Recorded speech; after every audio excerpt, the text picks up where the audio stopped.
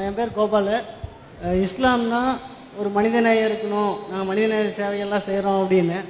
இதே உங்கள் அரபு நாட்டில் பார்த்தீங்கன்னா கல்லால் அடித்து கொள்கிறாங்க, இல்லைன்னா வேறு சித்திரவதை பண்ணி இந்த மாதிரி கொள்கிறாங்க, தண்டனை கொடுக்குறாங்க. இதுவே ஒரு இந்தியாவோ இல்லை அமெரிக்காவோ இருந்திருந்தால் அவங்களுக்கு அதிகபட்சமாக கொடுத்தா கூட தூக்கு தண்டனை தான் கொடுப்பாங்க. என்ன உங்களை மாதிரி சித்திரவதை பண்ணி கொள்ள மாட்டாங்க. இதில் எங்கேங்க சார் இருக்குது மனிதநேயம்? சரி, அவர் என்ன கேட்குறாருன்னா, இஸ்லாமிய நாடுகளில் எல்லாம் குற்றவாளிகளுக்கு கடுமையான தண்டனை கொடுக்கப்படுகிறது. அப்போ அது என்ன மனிதநேயம் என்று அவர் கேட்குறார். அப்போ அதை பார்த்து அப்படி தான் தெரியுது. திருடி விட்டான்னு வைங்களா கையை வெட்டி விடுவாங்க. அரபு நாட்டிலலாம் என்ன சட்டம்னு கேட்டால், திருடிட்டா கையை வெட்டணும். இப்போ கொஞ்சம் சட்டம் என்ன இருக்குன்னு கேட்டால், திருடினா கையை வெட்டணும்னு இருக்கிறது, கற்பழிப்புக்கு மரண தண்டனைன்னு இருக்கிறது, கொலைக்கு கொலை என்று கொலை செஞ்சுட்டா மரண தண்டனை என்று இருக்கிறது. அதே மாதிரி கண்ணுக்கு கண்ணு, என் கண்ணை நோண்டிட்டான்னு வைங்க, அவன் கண்ணை நோண்டிடுவாங்க. ஒருத்தனுடைய கண்ணை ஒருத்தன் நோண்டி விட்டான்னு சொன்னால் அவன் கண்ணை நோண்டுவது தான் அதுக்குரிய தண்டனை. ஒருத்தன் பல்லை உடைச்சி விட்டான்னு சொன்னால் அவன் பல்லை உடைப்பாங்க, அதான் அதுக்குரிய தண்டனை. இப்படி இஸ்லாம் சொல்லுகிறது.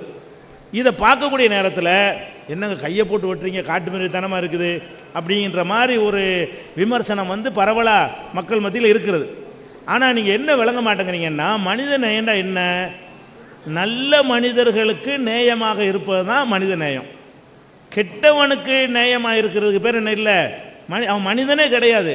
நான் சம்பாரித்த ஒரு காசை சம்பாதிக்காமல் பறிச்சுக்கிட்டு போனவன் மனுஷனா?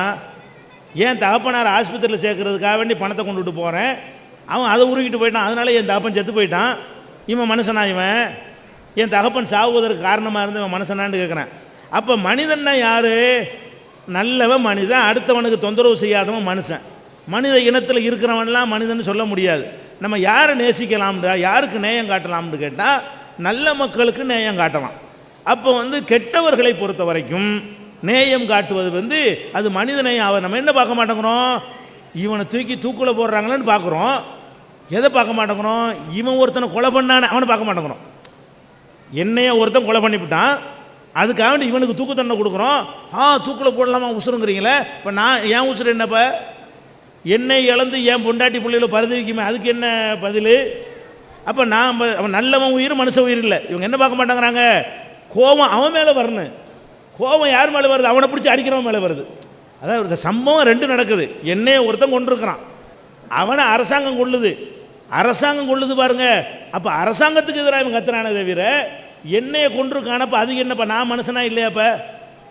நான் சும்மா போயிருக்குமா என்னை கொலை பண்ணியிருக்கான்ல? அப்போ என்னைய கொலை பண்ணியிருந்தது மனித நேயத்துக்கு எதிரானது தானே. அப்படி பார்த்தோம்னு சொன்னால் இவனை தண்டிக்கணும்னு தான் முடிவு பண்ணுவாங்க. இன்னும் சொல்ல போனால் இது ஒரு பேசிக்காக நீங்கள் விளங்கிக்கிறங்க.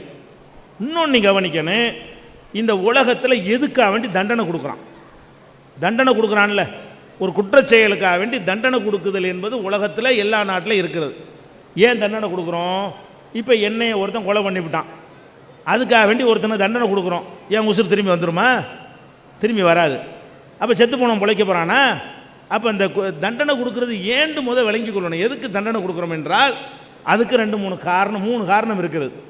ஒன்று என்ன காரணம்னு கேட்டால், இந்த பாதிக்கப்பட்டிருக்கான்ல, இப்போ நான் பாதிக்கப்பட்டிருக்கேன், என்னுடைய தகப்பனாரை ஒருத்தன் கொலை பண்ணிவிட்டான், இப்போ நான் பாதிக்கப்பட்டேன். நான் மன நிறைவு அடையணும். என்ன இருக்கேன்? என் தகப்பனை கொன்றவனுக்கு அரசாங்கம் சரியான நடவடிக்கை எடுத்து விட்டது என்று என்னுடைய மனம் குளிரணும்.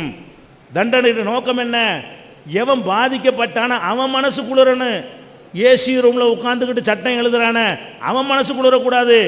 உன் அப்பனை கொலை பண்ணால் என்னடா பண்ணுவேன்னு கேட்கணும், அப்படி நினைக்கணும். இவன் ரூமில் உட்காந்துட்டு சட்டம் எழுதுறான், இவனுக்கு என்ன தெரியும் எங்கள் அப்பனை கொண்டது? எங்கள் அப்பனை கொன்ற வழி எனக்கு தெரியுமா? சட்டம் எழுதுறவனுக்கு தெரியுமா? எனக்கு தான் தெரியும். அவரவர் தகப்பனை கொலை செஞ்சு இருந்தால், அவரவருடைய புருஷனை கொலை பண்ணி இருந்தால் அந்த பொண்டாட்டிக்கு வழி தெரியும். அப்போ நம்ம என்ன யோசிக்கணும்? நான் பாதிக்கப்பட்டிருக்கேன்னா அரசாங்கம் கொடுக்குற தண்டனை என்ன செய்யணும்? மனசு ஆறி போச்சு, என் தகப்பனாரை கொலை செஞ்சவனுக்கு சரியான தண்டனையை இந்த அரசாங்கம் கொடுத்து விட்டது அப்படின்னு நினச்சா தான் நான் மனம் குளிருவேன். ஒன்று ஃபஸ்ட்டு விஷயம். வேறு இதில் மனம் குளிர்வான், நீங்கள் வாட்டு பொது மன்னிப்பு கூடன்னு கேட்டுருவீங்க. இவனுக்கு என்னப்பா நீதி? உனக்கு இதில் சம்மந்தமே இல்லையே. பாதிக்கப்பட்டவனுக்கு நீதி வழங்க சொன்னால் நாங்கள்லாம் விரும்பலை. நீ யார் விரும்பாமல் இருக்கிறதுக்கு? நானில் பாதிக்கப்பட்டிருக்கிறேன். அப்போ நீ பாதிக்கப்பட்டு உங்கள் அப்பனை கொலை செய்யும்போது சொல்லுவியான்னு கேளுங்க, இவன்ட்டெல்லாம் கேளுங்க. மரண தண்டனை வேணான்னு சொல்கிற ஆளுக்கு தான் போய் கேளுங்க. கொலை செய்யப்பட்ட உன் தகப்பனாக இருந்தா, உன்னுடைய மகனாக இருந்தால், 25 வயசு உன் மகனை கொலை பண்ணி இருந்தால் தூக்கில் போடலாமான்னு கேட்பீங்களான்னு கேளுங்க. அது அதான் நாங்கள் சொல்கிறோம். அது அப்போ அதுக்கு மட்டும் இருக்கிறீங்களா இல்லையா? உங்கள் மேட்டுண்டு வரும்போது ஒரு நியாயம், அடுத்தவனுக்கு ஒரு நியாயம்னு வந்தால் அங்கே கோளாறு, சிந்தனையில் கோளாறு இருக்குன்னு அர்த்தம். இது ஃபஸ்ட்டு விளங்கி கொள்ளணும். இப்போ ஒரு மேட்ரு என்ன, பாதிக்கப்பட்டவனுடைய மனத்தை குளிர வைக்க வேண்டும் ஒன்று. ரெண்டாவது என்னன்னு கேட்டால், செஞ்சான்ல அவனுக்கு அச்சம் ஏற்பட வேண்டும், நாளைக்கு அவன் செய்வதற்கு பயப்பட வேண்டும். ஒருத்தன் திருடுறான், திருடுறதுக்கு நம்ம என்ன பண்ணுறோம், ஜெயிலில் பிடிச்சி போடுறோம். ஜெயிலில் பிடிச்சி போட்டு என்ன செய்கிறோம், 3 வேளை சோறு கொடுக்குறோம். பொண்டாட்டி கூட கொடுக்க மாட்டான். மணி அடித்தா சோறு, மாமனார் வீடு பாட்டு படிக்கிறாங்க. மணி அடித்தா சோறு, மாமனார் வீடுன்னு பேர் வச்சுருக்கான். அதுக்கு மாமனார் வீட்டில் கூட மணி அடித்தா சோறு தர மாட்டான். ஜெயிலில் என்னவாக, கரெக்டாக 12க்கு சாப்பாடு எந்த வீட்டில் கொடுத்துருக்கலாம் புருஷனுக்கு, இந்த தாண்டி போச்சு, இன்னும் சாப்பாடு நம்ம சாப்பிடாம உட்காந்துட்டு இருக்கிறோம். ஜெயிலில் 12க்கெலாம் சோறு. ராத்திரி சாப்பாடு எத்தனைக்கு தெரியுமா, 6 மணிக்கு. ராத்திரி சாப்பாடு 6 மணிக்கு நீங்கள் கொடுத்துருக்கலாம் எனக்கு. அப்போ ராத்திரி சாப்பாடு 6 மணிக்கு கொடுக்குறான் ஜெயிலில், பகல் சாப்பாடு 12 மணிக்கு கொடுக்குறான், காலை சாப்பாடு 6 மணிக்கு. 6 மணிக்கு எந்திரிச்சு டிஃபன் ரெடி, சாப்பாடு கொடுக்குறான். அப்போ கரெக்டான டைம் கொடுக்குறான். 6 to 6 ரெஸ்ட்டு. ராத்திரி சாப்பாடு 6 மணிக்கு வாங்கிட்டு செல்லுக்குள்ளே போனால் காலைல 6 மணிக்கு வெளியே வர போகிறோம். 12 மணி நேரம் ரெஸ்ட் இவனுக்காக கிடைக்குமா வாழ்க்கையில்? வீட்டில் இருந்தால் கூட கிடைக்குமா? 12 மணி நேரம் ரெஸ்ட்டு, வாரத்துக்கு மாதத்துக்கு ஒரு மொட்டை, இதெல்லாம் கணக்கு இருக்கிறது. ஒரு சினிமா, சுண்டல், பலவிதமான விஷயங்கள் அதில் கிடைக்கும் ஜெயிலுக்கு போயிட்டீங்கன்னா. நான் என்ன கேட்குறேன், இந்த மாதிரி ஒருத்தனுக்கு சோத்தை கொடுத்து 3 மாதம் வச்சுக்கிட்டு வெளியே விட்டா இவன் திருந்துவானா? அவன் என்ன செய்வான், திருடுனா 3 மாதம் சோறு கன்ஃபார்மு. அவன் என்ன விளைவிக்கிறான், எவன்கிட்டயா திருடணும்னு சொன்னால் 3 மாதத்துக்கு அரசாங்க விருந்தாளி. இன்னும் திருடுவானா இல்லையா? பேப்பரில் வருதா இல்லையா? 50 முறை திருடியவர் மீண்டும் கைது. ஏன்டா 50 முறை திருடி இருக்கிறான், பிடிச்சி உள்ளே போட்டிருக்கிற, அப்புறம் 51வது தடவை கைது பண்ணுறான்னு என்ன அர்த்தம்? 50 முறை அவனை கைது பண்ணினது ஒரு விளைவையும் ஏற்படுத்தவில்லை, அவனுடைய உள்ளத்தில் ஒரு பயத்தை கூட ஏற்படுத்தவில்லை. இன்னும் சொல்ல போனால் தூண்டி தான் விட்டுருக்கிறது. எப்படி தெரியுமா நடக்கும், ஜெயிலுக்குள்ள போகும்போது சின்ன திருட்டு தெரிஞ்சவனாக தான் உள்ளே போவான். உள்ள பல்கலைக்கழகங்கள்லாம் இருக்கு, அங்கே வெளியே வரும்போது பெரிய பிளானோட வருவான். வழக்குதா அப்படி கிளாஸ் நடத்திட்டு வருவாங்க. ஜெயிலுக்கு போகிறதுக்கு முன்னாடி பிளேடு தான் போட தெரியும், வேற ஒன்றும் தெரியாது. வெளியே வரும்போது பீரோ புள்ளிங்க வருவான் அவன். அவ்வளோ அங்கே கிடைக்கும் விஷயங்கள், நாலேஜ் கிடைக்கும். ஜெயிலுக்குள்ளே போய்விட்டால் அந்த இவனுக்கு மேலே பெரிய கிரிமினலாக இருப்பாங்களா, அப்பன்லாம் இருப்பானா, அவன்கிட்ட கற்றுக்கிட்டு வருவான். அந்த டெக்னிக்கை போட்டு மரப்பு திருடுவான், உள்ளே போயிடுவான். அதுக்கு மேலே அப்பன் இருப்பான். அப்போ இந்த மாதிரி இருக்கிறனால தானே 55 தடவை ஒருத்தன் திருடி இருக்கிறான், பிடிச்சி உள்ளே போட்டிருக்கிறீங்க. மாதிரி 56வது தடவையும் திருடுறான்டா என்ன அர்த்தம்? அப்போ என்ன விளங்குறோம், இந்த தண்டனையினால் அவன் திருந்தல், அடுத்தவன் விடு. எவன் திருடினானோ, எவனை நீ தண்டிச்சியோ அவன் திருந்தினானா? அப்போ ஏன் ஒரு சைக்கிள் திருடினவன், சைக்கிள் திருடனே பேர் சில ஆளுகளுக்குங்க. சைக்கிள் திருடன, உங்கள் சைக்கிள் திருடு போச்சுன்னு சொன்னால் போலீஸ்காரன் எப்படி கண்டுபிடிக்கிறான்? அவனுக்கு லிஸ்ட்டு வச்சுருப்பான். இவனெல்லாம் சைக்கிள் திருடுறவன், இவனெல்லாம் 2 வீலர் திருடுறவன், இவனெல்லாம் ஜன்னல் வழியாக திருடுறவன், இவனெல்லாம் பீரோ புள்ளிங்க திருடன், இவனெல்லாம் பிக் பாக்கெட்டுன்னு கணக்கு வச்சுருப்பான். டக்குன்னு போய் பிடிப்பா எடுத்துருவான் கரெக்டாக. அப்படின்னு என்ன அர்த்தம்? தொடராக செய்கிறான்னு அர்த்தம், அதையே வேலையாக செய்கிறான்னு அர்த்தம். போலீஸ் லிஸ்ட்டு வச்சுக்கிற அளவுக்கு தொடராக செய்கிறான்னு அர்த்தம். அப்போ என்ன, இதுதான் தண்டனையா? இதுக்கு பேர் மனிதாபிமானமா? என்னங்கிற திருட்டை தூண்டுவது மனிதாபிமானமா? அப்போ திருட்டில் அதிகரிக்குது. அப்போ இன்னொரு விஷயம் என்ன, பஸ் ஸ்டாண்ட்லாம் போட்டிருப்பான் 200 300 போட்டாவை போட்டு இவர்கள் இருக்கிறார்களா ஜாக்கிரதைன்னு போட்டிருப்பான். மும்புட்டு படத்தையும் வச்சு யாவும் வச்சுக்கிட்டு இருக்க முடியுமா நமக்கு? திருட்டு பைய படத்தையெல்லாம் போட்டு போலீஸ் ஸ்டேஷனில் போட்டு இவங்கள்ட்ட ஜாக்கிரதையாக இருந்து கொள்ளுங்கள்மா. இதெல்லாம் நம்மளை காப்பாற்றுமா? இதை விட என்ன செய்கிறது இஸ்லாம் என்ன சொல்லுது? ஒரு வெட்டு திருடுறானா ஒருத்தனுக்கு வெட்டு, அதுக்கப்புறம் போட்டாலும் வைக்க வேண்டியதில்லை, பக்கத்தில் உட்காரும்போது தெரிஞ்சிடும். ஆகா மேப்படியான் திருடன் தெரிஞ்சிருமா இல்லையா? நம்ம பக்கத்தில் உட்காரும் போதே என்ன விளைக்கணும், ஆஹா என் திருட்டு பைய இனி தென்பது திருடுவானா, அடுத்த கையும் போயிருமே. அப்போ ஒரு திருடனுக்கு இப்படி கையை வெட்டி பார்த்தீங்கன்னு சொன்னால் நீங்கள் நினைக்கிறீங்க நிறைய பேர் கை இல்லாமல் போயிடுவானாண்டு. போக மாட்டான். ஒருத்தனுக்கு வெட்டணும், கேமரா முன்னாடி வச்சு வெட்டணும், லைவில் காட்டணும், உலகம் போகிறான், நடுங்கிடுவான். திருடுவானாவன், அம்மாடி நம்ம கையும் போயிடும். இந்த மாதிரி தான் வெட்டுவாங்க. வெட்டுறதை இஸ்லாம் அப்படி சொல்லுது. எப்படி சொல்லுது? ஒல் யஷ்ஹத் அதாபஹுமா தாயிஃபத்து மினல் மூமினீன், அந்த தண்டிக்கிறதை உலகம் பார்த்து கொண்டிருக்க வேண்டும். அதான் மேட்ரு. ரகசியமாக கையாக இருக்கக்கூடாது, கோழி இருக்கிற மாதிரி உலகம் பார்த்துக்கிட்டு இருக்கிற மாதிரி வெட்டணும். ஒருத்தனுக்கு வெட்டுனா அது உலகமெல்லாம் பார்த்தா நானே திருடு நினச்சா கூட திருடுவேனா? கீழே கிடந்தா கூட எடுக்க மாட்டேன், அம்மாடு கை வெட்டி போடுவாங்க. கிடக்கணும், ஒரு மாதத்துக்கு போட்டாலும் கிடக்கணும். அப்படி ஒரு சமுதாயம் உருவாகணும். அப்போ தண்டனை எப்படி இருக்கணும்? இப்படி தண்டனை நீங்கள் கொடுத்து பார்த்தீங்கன்னா குற்றங்கள் குறையும். குற்றம் குறைஞ்சதா வரலாறு இருக்குதா? அவ்வளோ வேணாம். இப்போ அத்வானியை வந்து உங்களுக்கு இஸ்லாம்டா அவருக்கு பிடிக்காது, உங்களுக்கு தெரியும்.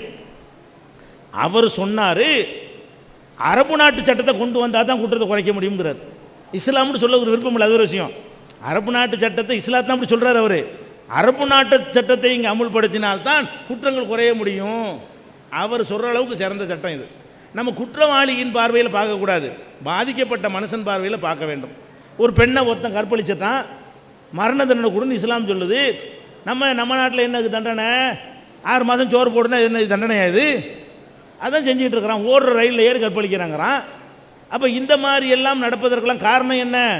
குற்றவாளிகளுக்கு அச்சமே இல்லாமல் போய்விடுகிறது. 2 விஷயம். 3வது என்ன? ஒருத்தனுக்கு தண்டனை கரெக்டாக கொடுத்தா, இப்போ என் தகப்பனாரை கொண்டு விட்டான், அதுக்கு தண்டனை கரெக்டாக கொடுத்துட்டாங்க, நான் அருவாளை எடுக்க மாட்டேன். ஏன்? அதான் கரெக்டாக கொடுத்துட்டாங்களேன்றான். இப்போ கொடுக்கலன்னு வைங்க, ஜாமீனில் வரும்போது புறப்படப்படுத்திட்டு போயிடுறான். பார்க்குறீங்களா இல்லையா? எங்கள் அப்பனா ஒருத்தன் வெட்டியிருப்பாங்க, அவனை போலீஸில் பிடிச்சிட்டு போயிருப்பாங்க, கோர்ட்டு கொண்டு வருவாங்க. நான் என்ன நினைப்பேன், இவங்க தண்டிக்காக போகிறாங்க, 3 மாதம் உள்ள வச்சு வெளியே விட போகிறாங்க, இல்லைன்னா ஆயுள் தண்டனைம்பாங்க, நம்மளே போட்டு தள்ளிடுவோன்னு சொல்லி நான் என்ன செய்வேன், அவன் கோர்ட்டுக்கு வரும்போது அறுவாளோட காத்துக்கிட்டு இருப்பேன், எங்கள் அப்பனை கொண்டும் வரட்டும்ண்டு. கோர்ட்டு வாசலில் வச்சு ஒரே கூட போட்டு தள்ளிட்டு என்னையும் கொலைகாரன் ஆக்கி போகிறாங்க. இப்போ நீஞ்ச யாட்டி நான் செய்வேன். அதான் மேட்ரு. எங்கள் அப்பனை கொலை பண்ணவனை அரசாங்கம் கொள்ளலைன்னு சொன்னால் பாதிக்கப்பட்ட மகன் நான் போய் கொண்டு வரலப்பா. அப்போ குற்றங்கள் பெருகுமா பெருகாதா? அப்போ நம்ம என்ன பார்க்கணும்? குற்றத்துக்கு எதிராக கடும் போக்கு இருந்தால் நாடு அமைதியாக இருக்குங்க. நம்ம வேலையை பார்த்துட்டே போகலாம். பாக்கெட்டில் ரூபா வச்சுட்டு போக முடியலை, பையில் பணத்தை எடுத்துகிட்டு போக முடியலை, வீட்டில் பூட்டி வச்சுக்கிட்டு போக முடியலை, 2 நாள் சொந்தக்காரங்க வீட்டுக்கு போக முடியலை, கரெக்டாக ஸ்மெல் பண்ணி வந்துடுறாங்க. இந்த வீட்டில் ஆள் இல்லைன்னு கரெக்டாக என்ன செய்கிறான் தெரிஞ்சுக்கிட்டு இதெல்லாம் செய்கிறான்னு எதனால செய்கிறான்? என்ன பண்ணிடுவாங்க, அதாங்க எதனால செய்கிறான், என்ன பண்ணிவிடுவாங்க. என்ன போலீஸ்காரன் பிடிச்சிருவானா? பிடிக்க வந்து அவனுக்கு எதாவது கொடுத்துருவோம், மீறி கீறி பிடிச்சா கூட கோர்ட்டில் கொண்டு போய் போடுவான், போட்டு அவனுக்கு எதாவது கொடுத்து தப்பிச்சுக்கிடலாம். அதுவும் முடியாமல் ஜெயிலில் போட்டால் 6 மாதம் சோறு.